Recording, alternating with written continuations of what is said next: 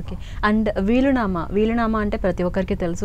తదనంతరం ఎవరైతే ఆ ఆస్తిని అనుభవించాలో వాళ్ళకి రాయడం. అయితే కొన్ని సందర్భాల్లో సార్ మనం చూస్తుంటే గనక సొంత వాళ్ళకి కాకుండా ఇంట్లో పని వాళ్ళు ఉంటే పని వాళ్ళు చూస్తున్నారనో వృద్ధులు ఎక్కువగా ఇట్లాంటి పనులు చేస్తూ ఉంటారు. అండ్ రిలేటివ్స్కో లేకపోతే తెలిసిన వాళ్ళు ఫ్రెండ్స్కో ఇట్లా వీలునామా రాస్తూ ఉంటారు కదా. సో అలా రాసినప్పుడు వాళ్ళ వారసులు ఎవరైనా వచ్చి అది మాది అని లాక్కునే ఛాన్సెస్ ఏమైనా ఉంటాయా? అసలు వీలునామా అనేది ఎప్పుడు రాస్తారు, ఎందుకు రాస్తారు, దాని ప్రాసెస్ అనేది ఎలా ఉంటుంది? ఝాన్సీ, వీలునామాకు వచ్చేసరికి ఎటువంటి లాని ఏమి నిర్దిష్టంగా ఇవ్వాల విల్స్కి సంబంధించి. దాని పేరే విల్. విల్ అంటే ఇష్టార్జితము, నా ఇష్టం వచ్చినట్టు ఇస్తాను నేను. ఈ వీలునామా ప్రకారం నేను పలానా గుడికి ఇచ్చేస్తున్నాను, లేకపోతే చర్చ్కి ఇస్తాను, మసీదుకి ఇచ్చేస్తాను రాశాడు అనుకుందాం. ఇచ్చేసిన తర్వాత లాస్ట్ రిసైట్లు అంటాడు. అంటే ఏంటంటే అది రాసిన తర్వాత మళ్ళీ ఇంకోటి రాకూడదు మళ్ళీ పిక్చర్లోకి. ఈ రోజున 19/5/2025లో ఒక వీల్ రాశాను. నేను మరణించే లోపల అదే లాస్ట్ విల్ అనుకోండి. ఇది సబ్సిడ్ అవుద్ది, ఇది ఎగ్జిస్టెన్స్లోకి వస్తుంది. దీని తర్వాత మళ్ళీ 16/25/2025లో ఇంకో విల్ రాశాను అనుకోండి, సెకండ్ది వస్తుంది. దాని లాస్ట్ రిసైటల్ అంటే అప్డేట్లు ఏదైతే ఉంటుందో లాస్ట్ ఏదైతే వచ్చిందో చనిపోయి రిజిస్టర్ అయినా కావచ్చు. ఇవాళ నేను తీసుకెళ్ళి సబ్ రిజిస్టర్ ఆఫీస్కి వెళ్ళి నా విల్ రిజిస్ట్రేషన్ చేస్తానని మొత్తం అక్కడ రిజిస్ట్రేషన్ స్టాంప్ అంతా కట్టేసి నేను రిజిస్ట్రేషన్ చేయొచ్చు. మళ్ళీ దాన్ని మార్చుకొని క్రొడిసిల్ చేసుకొని మళ్ళీ దాంట్లో అమెండ్ చేసుకొని లేదు నేను దీన్ని రాయట్లేదు, మళ్ళీ వేరే వాళ్ళకి రాస్తానంటే మళ్ళీ వేరే వాళ్ళకి రాసుకోవచ్చు. విల్లు అంటే నా ఇష్టం అమ్మది ఝాన్సీ, అర్థం చేసుకున్నా. బేసిక్ కాన్సెప్ట్ అర్థమైతే అర్థం. నా ఇష్టం, నీ 11th అవర్లో ఎవరికైనా రాయొచ్చు. నా ఇష్టం అన్నప్పుడు నా పిల్లలకి రాయొచ్చు, బయట వాళ్ళకైనా రాయొచ్చు. బయట వాళ్ళకి రాయించేటప్పుడు పిల్లలు అడగటానికి లేదు అని చెప్పేసి, లేకపోతే పిల్లలు అడిగేటప్పుడు బయట వాళ్ళు అడగటానికి లేదు అన్నది అసలు ఆ కాన్సెప్టే రాదు. విల్ అనేది నేను ఎవరికైనా రాసుకోవచ్చు.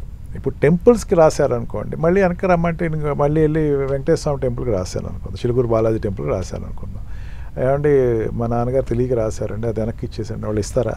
మళ్ళీ వ్యక్తి అయినా అంతే. నేను ఎవరికైనా పని వాళ్ళకి రాశాను, లేకపోతే నా స్నేహితులకు రాశాను, లేకపోతే నేనేదో నా కొడుకులు లేరు నా దగ్గర రాలేదు, నేనేం చేశానంటే ఎవరినో చేరదీశాను, ఆ కొడుకు నాకు బాగా సేవలు చేశాడు, సేవలు చేసిన దానికి చాలా ఆనందపడిపోయి సరే దీంట్లో ఇంత నేను అతనికి ఇస్తున్నాను అని చెప్పేసి రాసిచ్చాను అనుకోండి. తర్వాత నా కొడుకులు వచ్చి అతనే ఎవరు తీసుకెళ్ళడానికి అతనికి సంబంధం లేదని అడగడానికి లేదు, because it is the last recital. దానిలో నా యొక్క ఉద్దేశాన్ని వ్యక్తపరిచాను, దానిని కాదంటానికి ఎవరికీ అధికారం లేదు. అండ్ సార్ మీరు చెప్పినట్టు ఇప్పుడు కొన్ని సందర్భాల్లో ఏం చేస్తున్నారంటే లాస్ట్ ఏదైతే ఉంటుందో వీళ్ళు అదే తీసుకుంటారని చెప్తున్నారు. కానీ కొన్ని సందర్భాల్లో బెడ్ మీద ఉన్న ఫాదర్ చేత కావాలని చెప్పేసి బలవంతంగా సైన్ పెట్టించుకోవడం ఎంటీ పేపర్ మీద, లేకపోతే వాళ్ళు వీళ్ళు రాసేసి వాళ్ళ పేరు మీదకి ట్రాన్స్ఫర్ చేసుకోవడం చేస్తుంటారు కదా. సో అలాంటప్పుడు ఎవరికైతే రాశారో ఒరిజినల్గా వాళ్ళు ఎలా ఫైట్ చేయాలంటారు? ఇప్పుడు మీరే చెప్పారు ఝాన్సీ, బెడ్ మీద అవసాన దశలో ఉన్నప్పుడు రాయించుకున్నారు.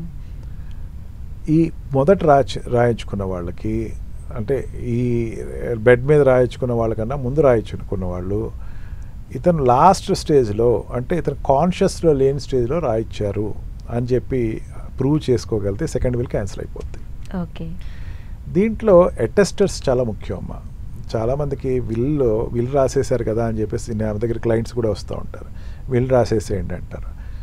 అటెస్టర్స్, దాని సాక్షులు ఎవరైనా ఉన్నారో, స్క్రైబ్ రాసినవాడు ఎవరున్నాడు, వీళ్ళిద్దరూ చాలా ఇంపార్టెంట్. స్క్రైబ్ రాసినవాడు, వాడు వీళ్ళు చెప్పినప్పుడు రాసినవాడు. అంటే ఇప్పుడు కంప్యూటర్గా వచ్చేసింది కాబట్టి ఆ స్క్రైబ్ పాత్ర చాలా వరకు పోయింది. ఒకప్పుడు ఏంటంటే స్టాంప్ పేపర్ తీసుకొచ్చి ఒక లేఖర్ వచ్చేవాడు, రాసేవాడు కూర్చుని, మీరు చెప్పండి మీరు ఏం కావాలంటే ఇవన్నీ రాసి చదివి వినిపించేవాడు.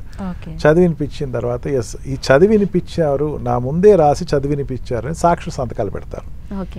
రిలేటివ్స్ కావచ్చు, బయట వాళ్ళు కావచ్చు, అదేమి దానికి ఇంట్లో వాళ్ళు ఉండకూడదు, బయట వాళ్ళు ఉండాలని ఏం లేదు. ఈ సాక్షులు స్క్రైబ్ చాలా ఇంపార్టెంట్ అమ్మా. ఈ వీళ్ళ పాత్ర ఏంటంటే they are direct witness to the will జరిగినప్పుడు వాళ్ళు సాక్షులుగా ఉన్నారు అక్కడ. అది ఏ సందర్భంలో జరిగింది, బలవంతంగా చేశారా, రాశారా, లేదా ఫ్రీ హ్యాండ్స్ తోటి రాశారా, ఫ్రీ విల్ తోటి రాశారా అనేది వాళ్ళ సాక్ష్యం చెప్తారు. ఇక్కడ ఎవిడెన్స్ వచ్చిన వాళ్ళు ఎవరైతే ఉన్నారో, బెడ్ మీద ఉన్నప్పుడు రాసినప్పుడు వాళ్ళు అడుగుతారు, క్వశ్చన్స్ అడుగుతారు. ఆయన ఆ టైంలో అవసాన దశలో ఉన్నారు, ఆయనకి వినపడదు, చెవుడు, ఆయన మతిస్థిమితం లేదు, ఆయన కోమాలో ఉన్నారు, ఈ టైంలో ఎట్లా రాస్తారు అని ఎవరైతే సాక్షులు సంతకం పెట్టారో వాళ్ళు ఓత్ తోటి, అంటే ప్రమాణపూర్వకంగా రాస్తారు. వాళ్ళు దాంతో వాళ్ళు అబద్ధం చెప్తున్నట్టు అవుతుంది కదా. అవును. అందుకని లాస్ట్ స్టేజ్లో రాసేసేయచ్చు, ఏదైనా మార్చేసుకోవచ్చు అంటే అంత ఈజీ అయితే కాదు. మెడికేషన్లో ఉన్న వాళ్ళు రాశారు, మెడికేషన్లో ఉన్న టైంలో వాడు రాశాడు అని చెప్పి ఎవరు నమ్మరు జనరల్గా. అందుకని ఏంటంటే ఎవరైతే వీళ్ళు సక్రమంగా మంచి ఆరోగ్యంగా ఉన్నప్పుడు రాయించుకున్నారో వాళ్ళు సెకండ్ విల్ ఏదైతే ఉందో దాన్ని క్వశ్చన్ చేసే రైట్ ఎప్పటికీ ఉంది. అండ్ ప్రూవ్ చేసుకోవాలి అతను సిక్ అయి ఉన్నాడు, అతను బెడ్ రిడన్ అయి ఉన్నాడు, లేదా నేను రిజిస్ట్రేషన్ చేసుకున్నా వాళ్ళు రిజిస్ట్రేషన్ చేసుకోలేదు, అన్రిజిస్టర్డ్ బిల్ అది, దాంట్లో చాలా వరకు డౌట్స్ ఉన్నాయి, పాత కాగితాల మీద సంతకం పెట్టి ఉంచాడు. ఆ పర్టికులర్ డే ఏదైతే ఉందో ఆ పర్టికులర్ డేలో అతను సిక్ అయి ఉన్నాడు లేదా ఇక్కడ లేడు అని ఏదోటి ప్రూవ్ చేసుకుంటే కనుక సెకండ్ విల్ ఎవరికో వెళ్తుందో వాళ్ళకి వెళ్ళొచ్చు. అండ్